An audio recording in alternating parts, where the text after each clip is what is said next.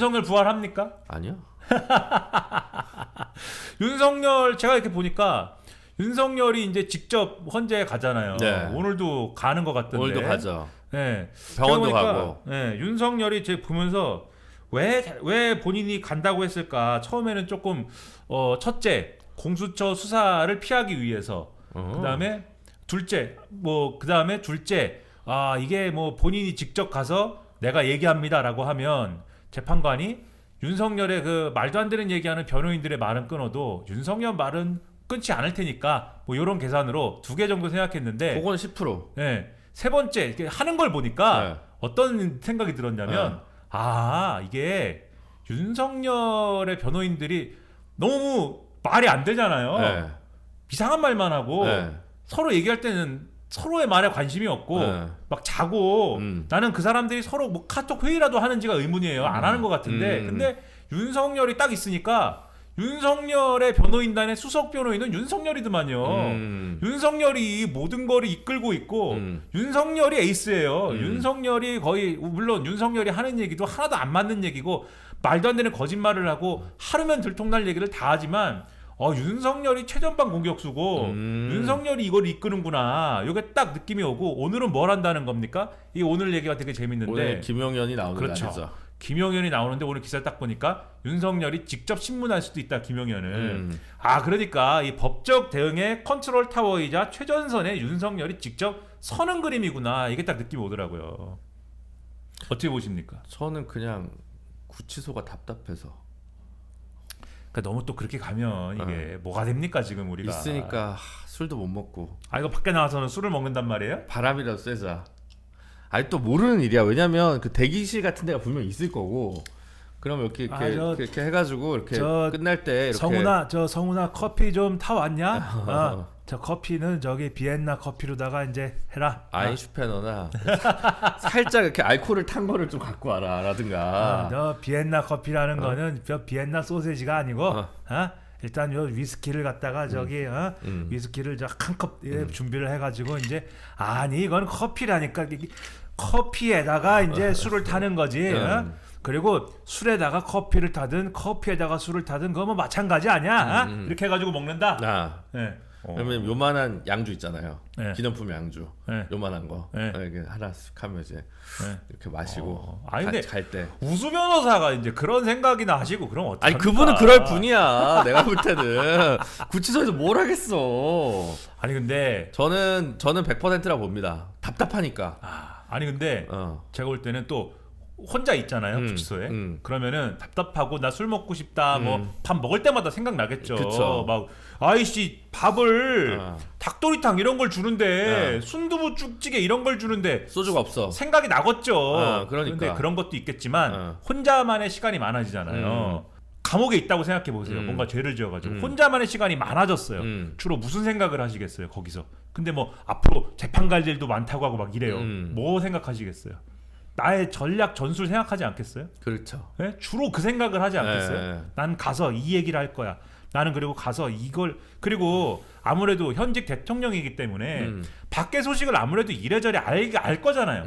변호인 접견은 시켜줄 거 아닙니까? 그쵸. 다른 건 다 끊어도 변호인 접견까지 안 시켜주지 않을 거 아니에요. 이 변호인이라는 자가 또 누구 변호를 하는 겁니까? 경호처의 요인들을 변호하는 거 아닙니까?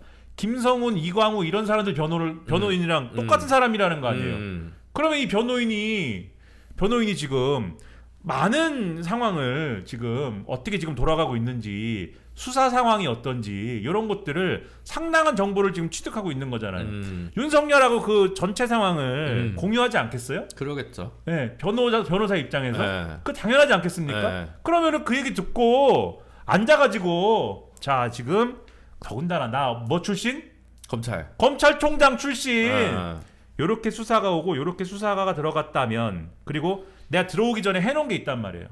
요렇게 간다면 그러면 요렇게 저렇게 그러니까 이게 말이 안 되는 판이어도 우리가 컴퓨터 게임에서 그 풋볼 매니저 2025를 하듯이 해볼 거 아닙니까? 이거 이렇게 이거 엄청 할 거라고요. 전 그렇게 봐요.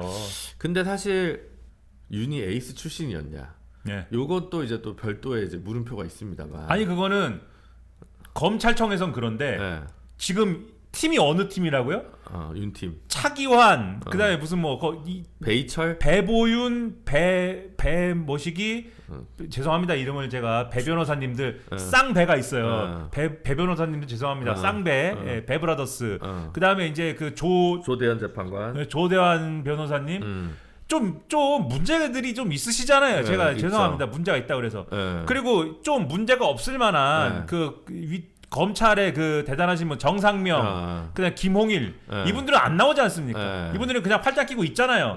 성렬이가 불쌍해서 이름을 올려줬지만 뭐 이런 스탠스 아닙니까? 그런 거죠. 지금 오합지졸들 데리고 지금 사회인 야구를 하는데 야구를 뭐 하는지 안 하는지 뭐 모르는 사람들이랑 그다음에 내가 최소한 그래도 어쨌든 프로팀에서 뛰어본 사람이랑 지금 야구를 하라고 한 팀에 몰아놓은 거잖아요. 그러니까 어떻게 합니까? 차기환 변호사가 물론 차기환 변호사도 필드에서는 많이 있었지만 변호사로 이름을 날린 게 아니라 주로 막말. 이제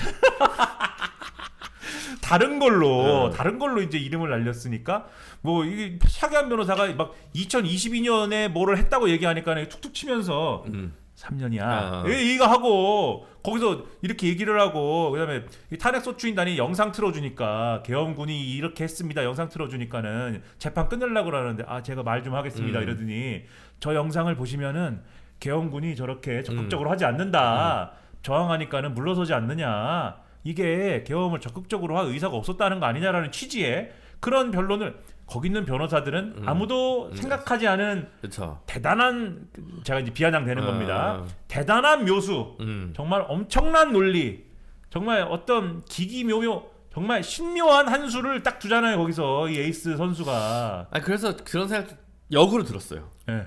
이게 술 끄는 게 효과가 있구나. 제가 볼 때는 그래서 이 윤석열님이 감옥에서 밖에 상황을 계속 들으면서. 한심했다 이 변호인단들이. 뭐 하는 거냐 거기 가서. 한심하다. 동훈이만 있었어도 이렇게는 안 했을 텐데. 동훈이 이제 배신했으니까. 네. 그러니까 원래 그 박영수 특검 때도 한동훈, 윤석열 다 투입됐잖아요. 근데 이제 막 오늘 공판에서 동훈이가 막 끝내줬다는 거. 우리야 크게 보는 거고 이런 거 다 동훈이가 이런 얘기를 했다는 거거든요. 그때 특검에 파견가 있던 이제 수사관 출신한테 들은 얘기입니다. 전언이에요. 그러니까 사실 원래도 그냥 하는 거는 위에서 뭐라 그러면 나는 사람에게 충성하지 않는다. 왜? 난 나한테 충성하니까. 그런 걸로 이제 버팀막만 하면 이제 밑에 더 진짜 좀 더 정교하게 하는 검사들이 더 일을 잘 했던 것으로 보이기 때문에 에이스였나? 뭐 이런 얘기를 제가 이제 드리는 겁니다. 뭐 제가 들은 얘기도 커피 담당이었다는 거예요. 그 얘기를 저한테 해주셨나요 혹시? 아니. 다른 사람한테 들은 건데 커피 담당이었다는 거예요. 누가 와요 이제.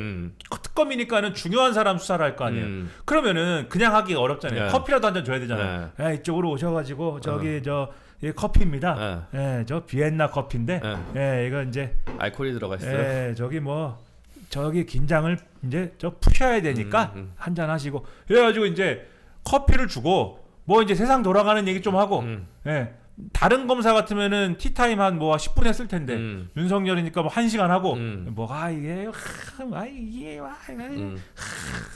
이렇게 한 다음에 이제 조사 잘 받으시고 이렇게 한 다음에 이제 가면은 이제 동훈이 같은 이런 검사들이 와서 이제 하는 거죠. 그렇죠. 커피 담당이다 그 얘기를 하더라고요. 근데 그래도 자기 일이 닥쳤으면 열심히 하는 것 같아요. 술도 끊었고 할 일도 없고 본인이 해야 됩니다. 이 오늘 나온 보도 보면은 나름대로 그래도 자기도 초임 검사 시절이 있고 자기가 열심히 하던 시절이 있었을 거 아닙니까? 다 있죠. 이게 열심히 한다 이걸. 왜냐하면 오늘 나온 보도를 보니까 이 열심히야. 계엄을 딱 선포를 하지 않았습니까? 계엄을 선포를 했어요. 계엄을 선포를 하고 뭐 하는데 결국은 새벽까지 어떻게든 해보려고 했어요. 그 헌법재판소 변론에서 그러잖아요. 국회에서 이 계엄 해제 의결을 한 게 뭔가 절차적으로 문제가 있긴 있었다라는 식으로 얘기를 하잖아요. 뭔가 절차적으로 문제가 있긴 있었으나 내가 대국적으로 받아들인 것이다라는 취지의 얘기를 하거든요. 그런 얘기를 잠깐 하고 지나가거든요. 저는 그걸 보면서 그래 새벽까지 4시 반까지 찾아봤어.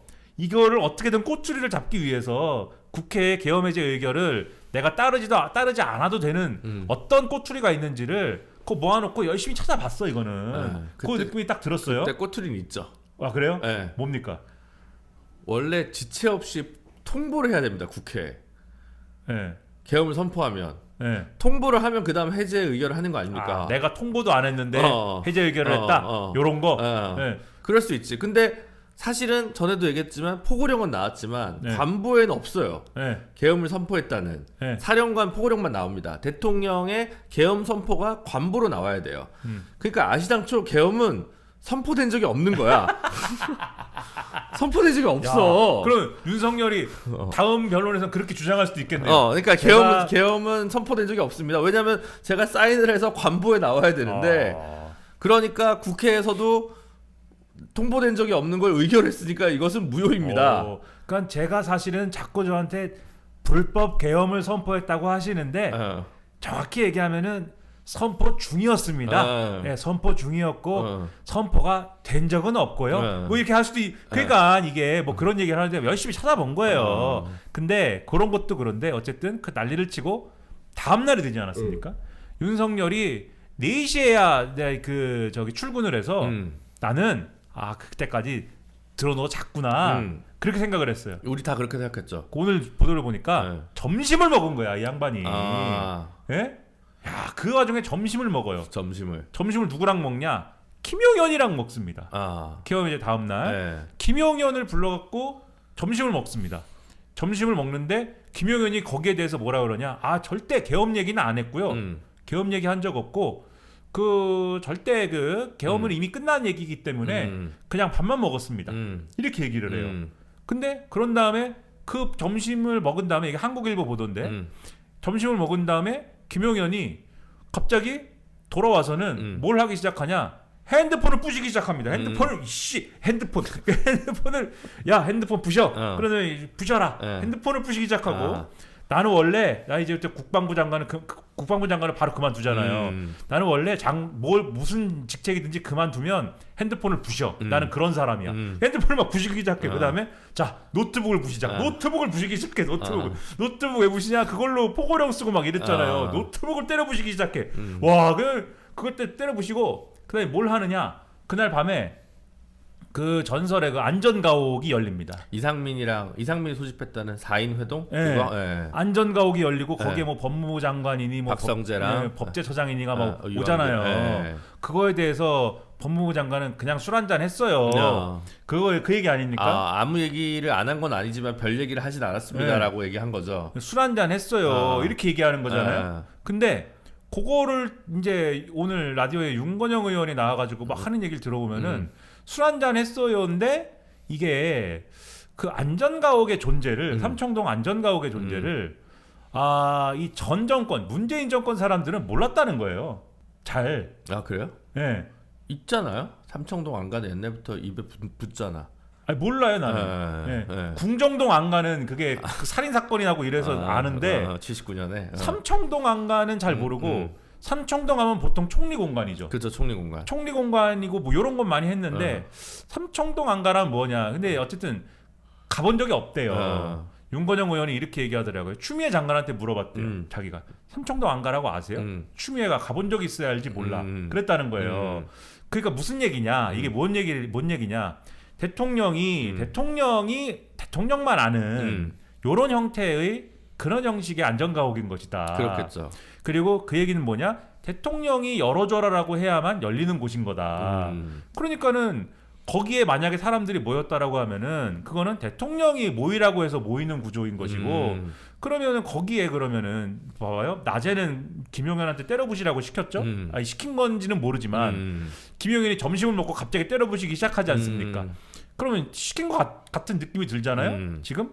근데 또 밤에는 또 모여가지고 거기서 무슨 이 법과 관련된 사람들이 갑자기 회의를 해요. 그 뭐겠습니까? 그러면 요 하루 동안 윤석열을 중심으로 그럼 윤석열이 아무것도 안 했는데 그들이 알아서 김용현이 때려부시고 그 모이는 장소도 이 대통령이 오픈해줘야지 열리는 집에 가가지고 모이겠냐고요.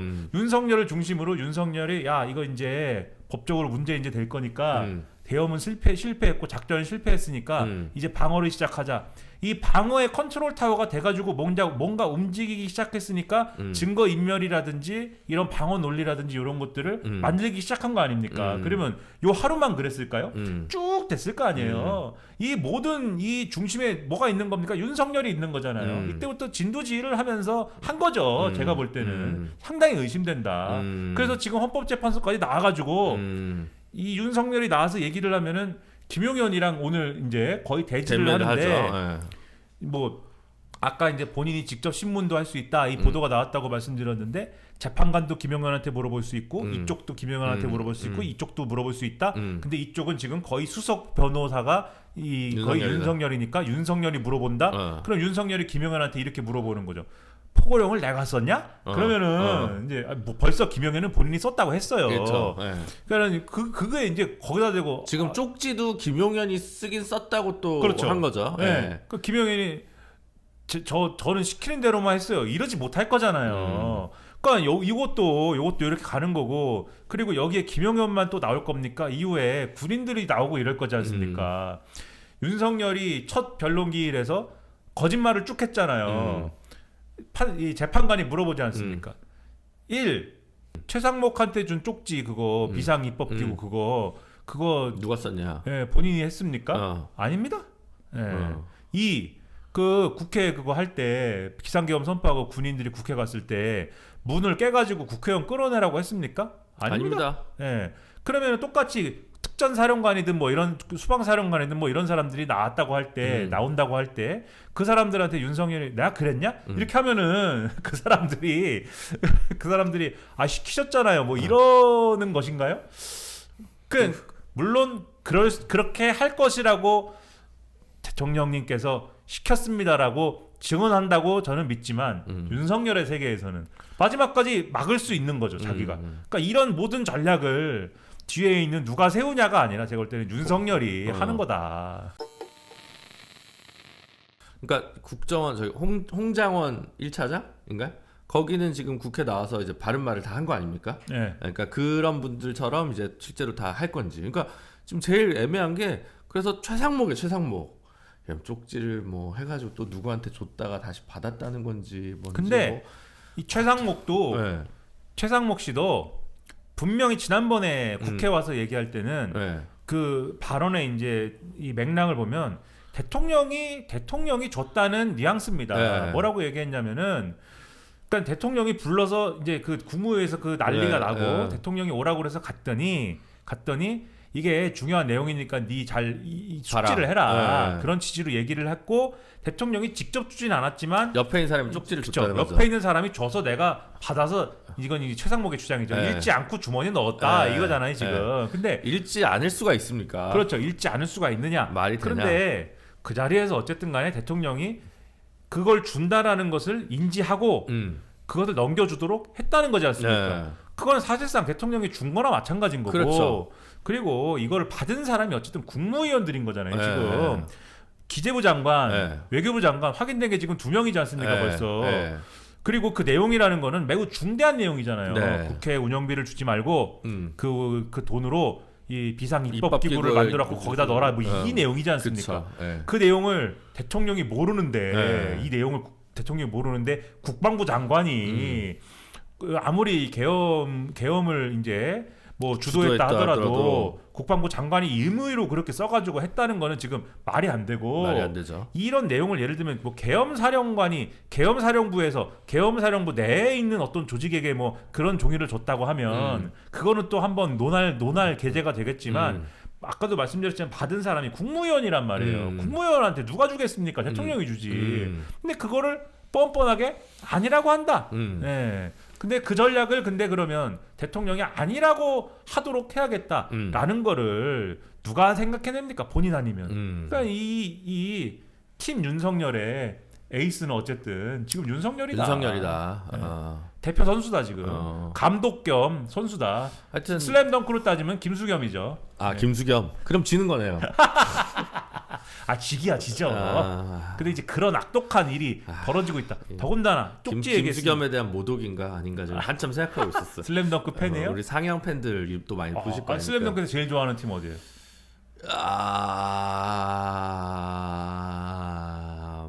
이거 이렇게 고민이 길어져야 되나 이게? 뭐 슬램덩크에 제가 얼마 전에 다시 저기 그 뭐죠? 영화 극장판 최근에 나온 거 최근에 봤거든요. 넷플릭스로. 네. 근데 거기는 또 상향이 거의 안 나오잖아요. 난 옛날 작품 리메이크만 보면 자꾸 눈물이 나와서 안 보는데. 그래서 저도 그거 보니까 진짜 아무 이유 없이 눈물이 중간중간에 나더라고요. 그러니까 우리는 늙은 거야. 네, 그런 거예요. 네. 그게 싫어 진짜. 근데 어떻게 하겠어? 그냥 나는 거지. 뭐 어느 팀 제일 좋아하십니까? 그래서 어느 팀을 좋아한다고요? 아니 어릴 때는 상향이었던 것 같은데 지금은 생각해본 지가 오래돼가지고 뭔가 아쉬운 패자 이런 사람들 좋아해가지고 이인자 뭐 이런 거 좋아해요. 역시 운동권이야. 운동권은 무조건 지는 팀 좋아하지. 아니 뭐 북산도 지긴 하는데 북산 뭐 좀 모르겠어요. 어느 팀 좋아하십니까? 아니 저는 그렇게 열심히 안 봤어요 슬램덩크. 근데 그렇습니까? 주인공 팀 좋아해야죠. 주인공. 북산을 좋아해야죠. 불꽃 남자 정대만 좋아해야지. 지금 무슨 얘기 하고 있어요 지금? 집회만 나가도 불꽃 남자 정대만인데. 그 조직 출신을 좋아하는구나.